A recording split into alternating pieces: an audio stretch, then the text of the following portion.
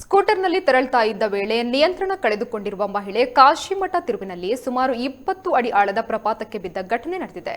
ಮೋಹಿನಿ ಎಂಬವರು ಒಕ್ಕುಡ ಕಡೆಯಿಂದ ವಿಟ್ಲ ಕಡೆಗೆ ಸ್ಕೂಟರ್ನಲ್ಲಿ ಬರ್ತಾ ಇದ್ರು. ಆದರೆ ಕಾಶಿಮಠ ತಿರುವಿನಲ್ಲಿ ಸ್ಕೂಟರ್ನ ನಿಯಂತ್ರಣ ಕಳೆದುಕೊಂಡ ಮಹಿಳೆ ಪಕ್ಕದಲ್ಲಿಯೇ ಇದ್ದ ಸುಮಾರು 20 ಅಡಿ ಆಳದ ಪ್ರಪಾತಕ್ಕೆ ಬಿದ್ದಿದ್ದಾರೆ. ಸದ್ಯ ಘಟನೆಯನ್ನು ಗಮನಿಸಿದ ಪ್ರಯಾಣಿಕರು ಮಹಿಳೆಯನ್ನ ರಕ್ಷಿಸಿ ಸ್ಥಳೀಯ ಆಸ್ಪತ್ರೆಗೆ ದಾಖಲಿಸಿದ್ದಾರೆ.